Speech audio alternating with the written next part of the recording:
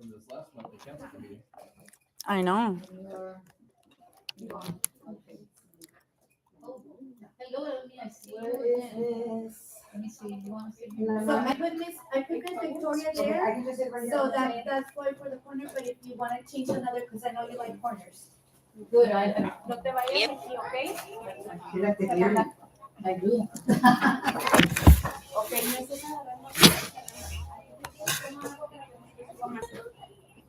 Okay.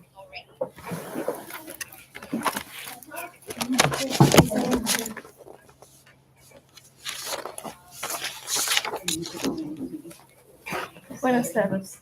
I'm sorry. I know it's been one, rainy day schedule. I know. It's gonna rain Thursday. Yeah. Wednesday. Yeah, we'll make sure my wife will be there. It's gonna rain tomorrow, Thursday, and Friday, and then it's gonna rain on Monday. For heaven's sakes. I am very glad I didn't wash my car. Right? Well, sometimes it's good to wash it because then it doesn't get all spotty. The rain just slides off. Yeah, like now it's spotty, it's filthy. When you drive on the highway and it kicks up all that road dirt. Yep, that's exactly true. And then it's black, so black doesn't. Okay. Ay, usted la vio ahorita, ¿verdad? Qué bueno. Ay, ya se me iba a cocinar, pero- Bueno, so, we are gonna get started. First of all, let me see if we have form. Let's start with roll call. Do you wanna do it, or do you wanna do it? I could just go around and that's it. Miss Victoria? Miss Yvonne? Oh, yeah, I'm sorry. Mr. Morales? Mr. Coates? Here. Miss Jed? Miss Rady? Here. Mr. Cervantes already signed it? Yeah, good. And Miss Colon. So we do have quorum. So we have quorum, so we will start the meeting. Well, I'll give everybody a welcome. Welcome to our school site council meeting, and can everybody stand up now to the council? There I start, I have to take the front, so.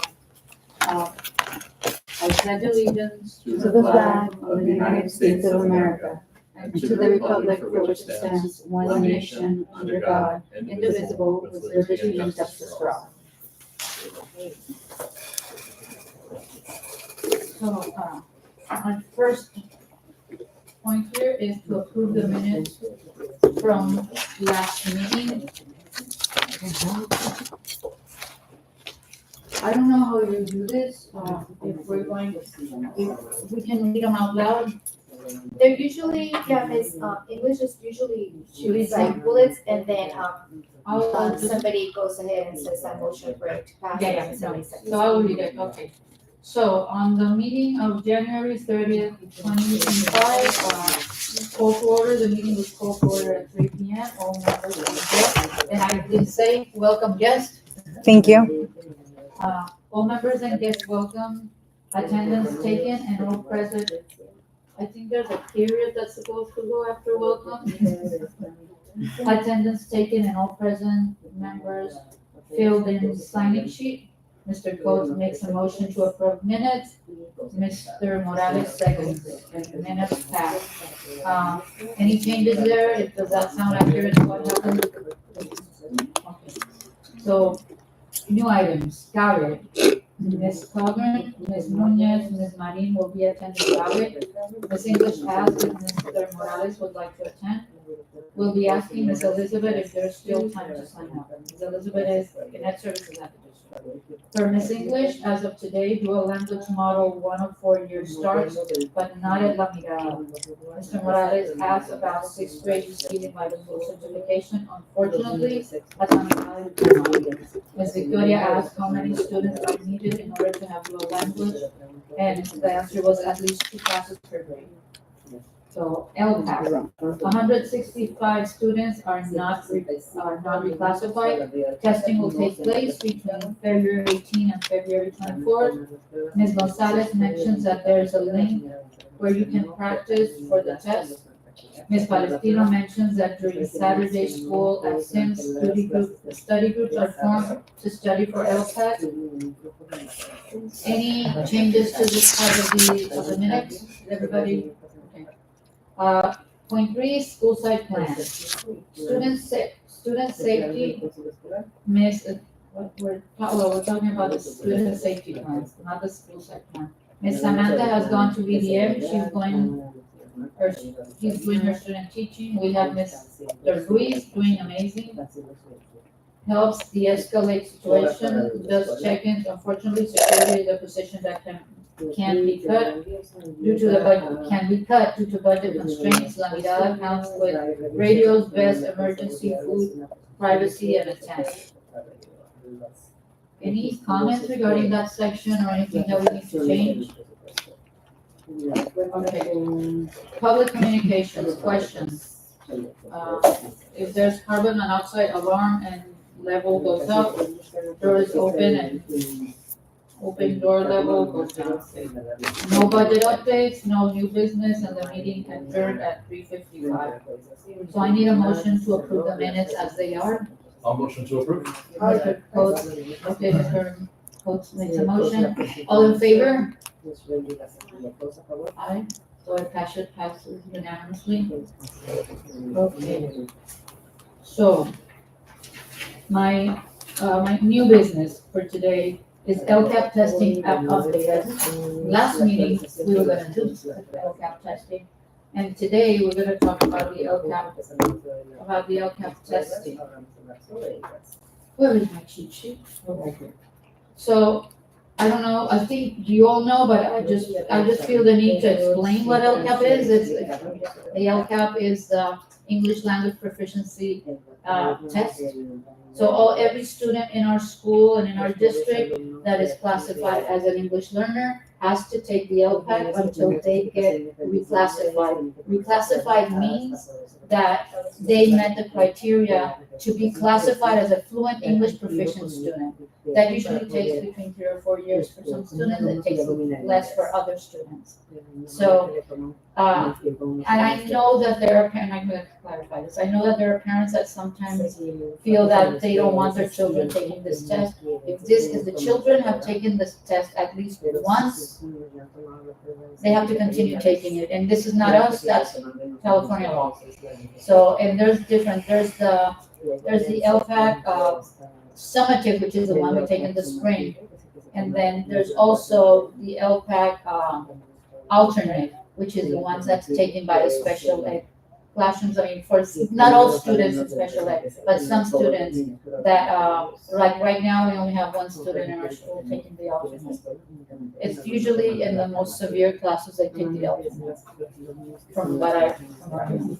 So anyway, so where are we with that test? So we have tested so far 117 students that took the LPAC. And then out of those 117 students that took the LPAC, 36 had accommodations, which means that those 36 students that had accommodations have an IEP, and there's accommodations in their IEP, written in their IEP for this test. And if you want to know what accommodations are, some of the accommodations are like, they read the text to them. Help me out here. Yeah. Read the text and then separate setting. They can take the test in a different setting. And another. And also they can have directions translated. They can have the directions translated and Yes, and they have more breaks, and then for some students, it can be breaking up in very short, like, chunking. So they can cut the test in little small pieces, and they have more time to work on it. So the idea here is not to stretch out the children. The idea is for them to be able to do the best that they can in this test, and give us the information as to how much English these students know, because that's what we want to know. Where are we in that, in the teaching English? And we'll talk a little bit more about that. So, this test has four parts. It's listening, speaking, reading, and writing. So right now, the speaking, reading, and writing, we've done so far. The listening is the one that's done one-to-one. So we have people from the district come to help us with that. Did I say that? Yeah, it's the speaking. It's the speaking, sorry, I did it backwards. So the speaking is done one-to-one, so people from the district come to do the, because it's one-to-one. So, and then we still have some students that have to finish on that side of, doing the speaking part of it. But, so that is, let me see. TK does not take the LPAC. They start taking the LPAC in kindergarten. So, and right now, of these 117, I just want to clarify, this is 2nd through 6th, because if you see that number is very low. But I don't have the data for K-12 because the teachers have been working on it, and I couldn't get it for today. Because they were in, because, I mean, as you can see, they're inputting these very long lists of the students that are taking the list. So they were still making the list for kindergarten. So any questions regarding the LPAC?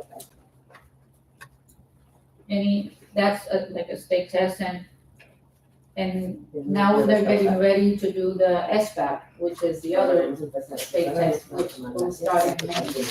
So the only thing I would point out, so on here it says LCAP, but it's actually LPAC. No, but wait, where the LCAP? Oh my God, yes, it's LPAC. Okay, I might have some issues when I type. Especially when you use both of them in your business. Exactly. No, because yes, both of them. LCAP and LPAC. Yeah. Yeah, sorry, I really apologize for that, and thank you for pointing that out, because the LCAP is a district plan. Yeah. It's a whole different thing. Yeah. It's a whole different thing. So, okay. So the next thing that I have on the agenda, we're gonna do an update on we're gonna update the SIPSA, which is the school plan. So what I have for you're gonna say, you're gonna be so upset, like, why do you give me this so tiny? I couldn't make it any bigger. So you can take one and pass the rest. We're just gonna go over the goals and the actions that we have, that the school has worked on.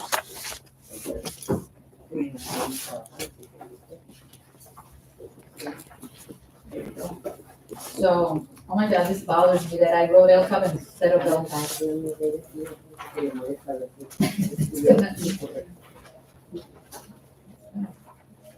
Anyway, thank you. So, what we're gonna do, unless you have a better idea of how you'd like to do this, is I just wanna go over the goals. I'm just gonna say generally what the goal is. And what we're gonna look at are the action steps. And we're gonna see which action steps we have done, and then which action steps we still have to do that we might have to work on. But, the first goal is, it's an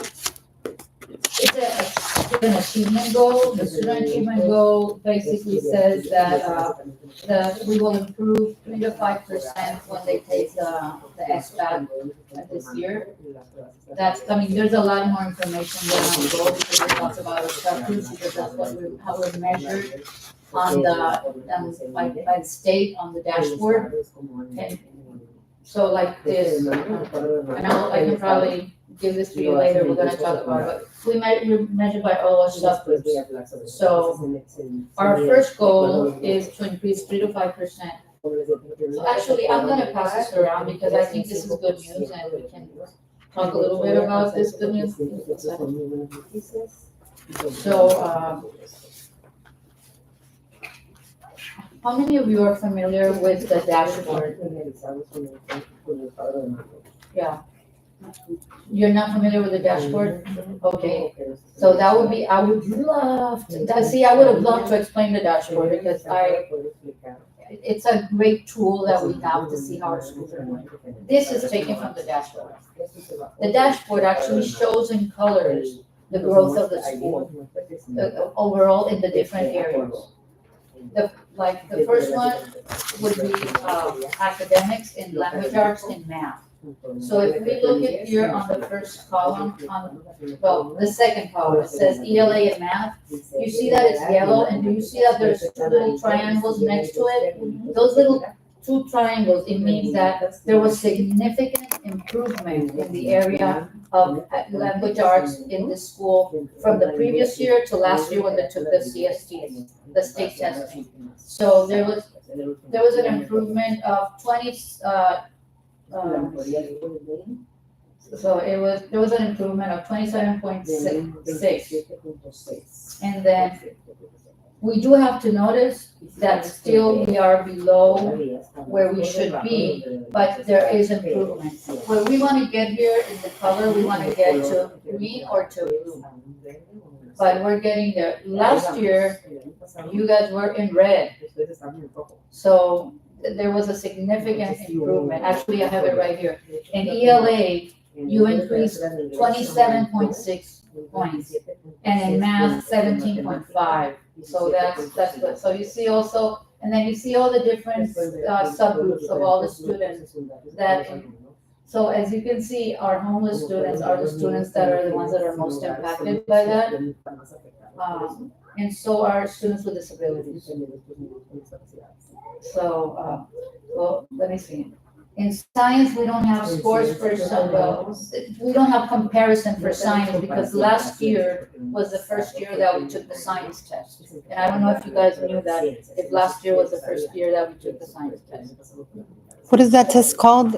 It's the state test, the science assessment. But the only grades that take it is 5th and 7th. Those are the only grades that take that assessment. So, but then you get to priority 6, which is school climate. School climate which is in our, if we look in our goals, school climate is goal 2. But we're gonna talk about it later, but goal 2 is school climate. And as you can see, school climate in the school is blue, which means that's at the maximum, which means that they're doing a very good job. So it went down just 1 point from the previous year, but still you're blue, and blue is it's a good thing. So where we are red, and this is where the school needs to work. This is an area of need in the school, and we're not the only school that is chronic absenteeism. It's making sure that students come to school, and that's as you can see, we have a high percentage of students that are out. So. And then we go to the first one, was the LP. The LP is the progress of the English learners. So the progress of the English learners stays the same from last year.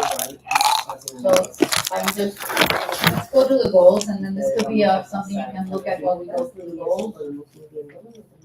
So the actions for goal 1. So goal 1, remember that goal 1 is English language learners, English language arts, and math. So, and how are they measured? They measure by the LP and by how we measure the district assessments. We have district assessments that we use to every 6 to 7 weeks. We know how our students are doing when the principal meets and has DRS with the teachers, and they go over how many students scored above the line, which means how many students scored at grade level, how many students are under the line, what things can we do to make those students go above the line. And I keep thinking that I'm too fast, so you told me that many times. I'm sorry. And then, siempre me lo ha dicho. So, the idea is to have these conversations. Okay, the teachers that were very successful, what did they do to be successful that helped their students? So other teachers can create a plan for those 6 weeks to work with students to move them from the lower, from where they're not at grade level, and go to the upper grade. To the upper grade level. I'm gonna give you an example. When teachers do this, they make like a big poster, and then they have all this information. And the questions that we always ask is, what's the story here? If you look at this data, you look at a poster, then what's the data? What does the story say? I'll give you an example of something that happened to me when I was principal of Smythe. We were doing this exercise, and it was fourth grade. And we realized that a lot of students, it was math. They had scored below the line, so that means they were not at grade level. So we had this conversation as to what is happening. Why do you think these students didn't score? The teacher started saying, well, this test had a lot of vocabulary, there was a lot of reading, there was a lot of math problems. So then we started talking, okay, so we feel that, and then we noticed that most of them, all of them were English learners. So it's like, okay, so what can we do? So we decided that we were going to use math vocabulary as part of our opening in the morning and then any time of the day, so they can learn the vocabulary. So when we did this exercise 6 weeks later, they had all gone out. So this is the beauty of this system that we have called DRS. So that's a lot of words to explain how we work with this. And that's part of what it says here.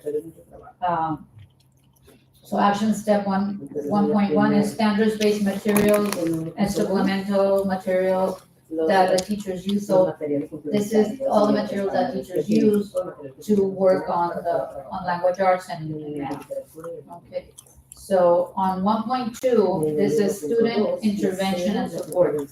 So these are the interventions that are in the school currently to support students to meet their academic goals. So we have the after school, before and after school intervention program. We have newcomer students at risk challenge. We have expanded learning opportunities before and after school intervention. That's let me see. Additional supports for students with unique needs will be provided, including English learners. So pupils with exceptional needs serve across the full continuum of placements. Okay. So we talk also about the students that are in foster care, students who are experiencing homelessness, and yeah. So there's also let's see, document core report, ELD integration. And this is another thing that is always here, but I don't know if you realize that for ELD instruction, there's this thing called, it's designated as integrated ELD.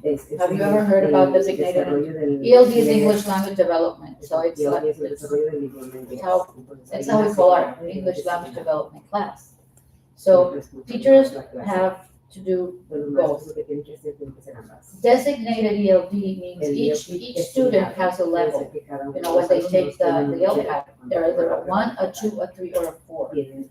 So according to their levels, their instruction has to be according to those levels. For ELD, that's a designated ELD, and usually it's done in small groups. And then there's integrated ELD, and integrated ELD means that the ELD strategies are used throughout the day when they're teaching English or math. That's what integrated ELD means. Any questions about that? So that's something that's done is here. It's part of your plan. Let me see, provides target support narratives. So actually, I did have one question. Yes. So with the designated ELD, Yeah. so I'm assuming 4 is where they need the most help, right? Or 4 is the highest. Okay, so 1 is where they need the most help. Exactly. So if they've designated 1 ELD, does the integrated plan change to match that, or is that separate? No, that's a very good question. The way that works is like teachers have strategies to teach, that they use with the whole class. Okay. And a lot of those strategies also, because they break things apart, they support the access of that content for the students that are 1 through 2. Okay. Yeah, they use pictures, so they use the images so they can make the connection. Right. So that, yeah, that was very good. So 1.3, action step 1.3, teacher collaboration, this is what I was talking about. When the principal meets with the teacher, they go over the text, they go over the teachers want collaboration actually once a week for 80 minutes. So 1.4 professional development is provide professional development for the teachers in all these areas that they need. The district usually provides, and the school provides professional development based on the data that they have, what are the areas that they feel that they need to work on. So 1.5, that's so this part is here in the plan because these are positions that are paid out of the state. And I know we talked about that at the beginning of the school year when you did the six. Talk about it at the beginning of the school year. When you made the plan. So there's where you have, each school pays a little percentage for certain positions at the district out of their SIP. So that's where you have assistant superintendent of people services, which is now not people services, that should say educational services, not people services. So then there's additional, that's an explanation of what they do. And then the manager of people services, and that would be the Ms. Veronica Medina who provides all the support for our homeless families and all that. Each school pays a small percentage of that, so. And then the start and the stop. So any questions on that last part? I just wanna make it short. Because otherwise we'll be here till tomorrow. Okay. 1.6 is instructional supplies and technology needs. This is where it's all the instructional supplies that the teachers get, also the books, everything that has to do with technology, that's part of that as well. And then we have instructional aids that help. We have two types of instructional aids. We have instructional aids that help in general ed classrooms, and we have instructional aids that help in special ed classrooms. There's two different aids and they have two different, so their training is different. Then we have an intervention teacher. The intervention teacher is the one who's responsible for making small groups of all those targeted students that are not where they should be. And she's the one who meets with them, and works according to their levels and their assessments. So that's, in a nutshell, that's goal 1. Any questions regarding goal 1? Okay. So our goal 2 is our school environment. The school environment is the one that the school has worked a lot, is that's why you see the blue. So it's increasing, it's creating a nurturing environment, an environment where we have support for students when they have emotional and social emotional needs. And not only students, also adults. So, and how do we measure our outcomes? We use the California dashboard, like we saw here in the blue. We see the part for chronic absenteeism, that's part of this part. We have My Savers. My Savers is a way of us reporting when children get sent to the office because they got in trouble, they get a paper, and there's a whole bunch of different information. What was, under what category did the infractions fall and all that. All that is placed in a program that's called My Savers. And then we have a program called Swiss that analyzes all My Savers information and gives us a lot of data. What are the most, for example, what are the most prevalent problems in the school? Or what, when children get in trouble, what is the reason why they most get in trouble? It gives us information like that, and that helps us work on the school environment to deal with that. And then and then there's the school facilities report, because we have to make sure that the school looks good. We don't wanna have a school that's falling apart in pieces. And so we have the Williams report that's done at the beginning of the school year, where every single room and no grants in the school is checked to make sure that everything is in see. There are usually, and I'm gonna say there's times that there are parts that needs to be fixed. So if we put it there and then maintenance immediately takes care of it, because it goes into that report. So that's our measurement. So now, what are activities? So we monitor attendance. Ms. Garcia. I do. We monitor attendance. And then action 2.2, implement school-wide information. This is the Swiss that I was talking about. It's an information system that gathers all our information from My Savers, and we can, so we understand what's happening here. And then we have social worker. We have a social worker that does a lot in the school and helps us a lot with our students and also works on tier one interventions because just as we have interventions for academics, there are interventions for social emotional. And we have tier 1, 2, and 3. Tier 1 is the things we provide for all the students in the school. Tier 2 are the students that are starting to show signs that there's some need that we need to work with them or we need to refer them. And then tier 3 are our most, probably most severe, the students with the most needs. So we're lucky to have social workers. Back in my day, there were no social workers in the school. So, full-time campus security to support the students, so we have a campus security. We have a student council. I am so happy the school has a student council. Student council gives the students a voice because they get to talk to other students in the school and get their input. And, we had a meeting today, so it's good to have the school should have, even if it's an elementary, we should have a student council. And also support for mental health and well-being. This is something that we're having help from South Bay Community Center. And we also have enrich, even though that's not money. Enrich the curriculum, including 6th grade camp is part here as well. And then for 2.9, people and family engagement outreach. And these are the activities that implementation of the outreach consultant.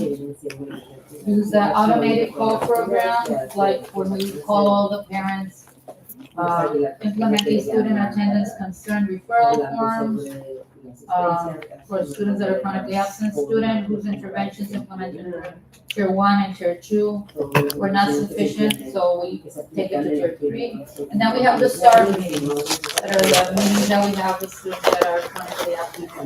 We haven't been able to help them. So, any questions on goal 2? Any questions? Okay, now goal 3. Goal 3 is parent involvement. In parent involvement, this is basically to use the money that's given to the school, basically it's Title I, to involve parents in school.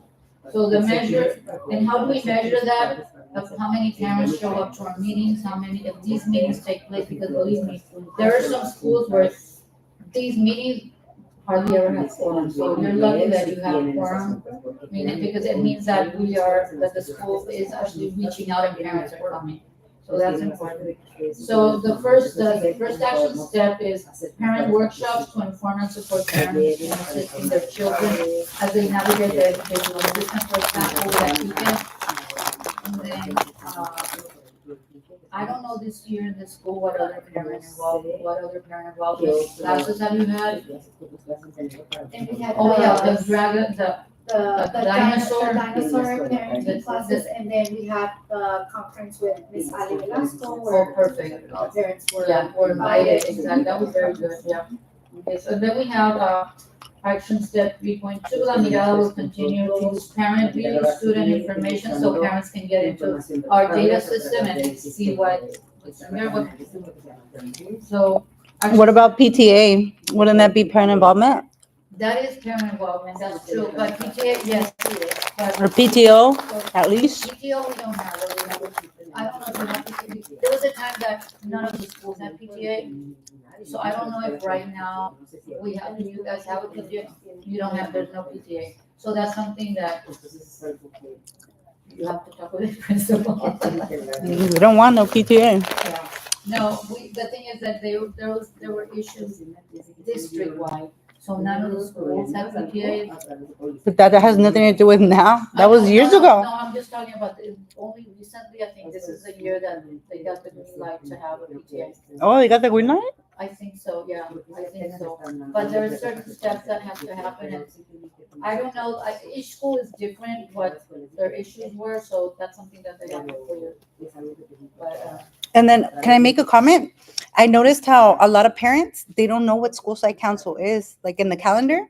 So maybe trainings on that, because a lot of people don't come because they don't know what it is, how important it is. That's a good suggestion, and I think that would be something before before we have elections, it would be a good thing to work in coffee with the principal to do a presentation on the school site council. That's a good idea. Thank you. Yes. So, and then the parent schools, communication is 3.4, school site council to review, monitor, and provide feedback for the SIPSA, which is what we're doing today. This is just the mid-year review of the goals of the SIPSA. The SIPSA is a big document, but this is the meat and potatoes of the SIPSA. So, and here you are, here's PTA, is right here. It's your 3.5, Parent Teacher Association invites parents and community. So this is something that has not happened, so I'm gonna put a circle on it. And then Title I meeting for parents and staff, I know that happened at the beginning of the school year. And then action step 3.7, pupil and family engagement outreach, we talked about all this, but there are two things here that have not happened, which is the school-wide dojo, that needs to happen, and also the virtual meetings, talking about school site council, ELAC, and coffee with the principal. So, and then the last thing is the parent need assessment survey that will be going out at some point before the school year ends. Is a parent needs assessment survey. So, and that is actually the review goal.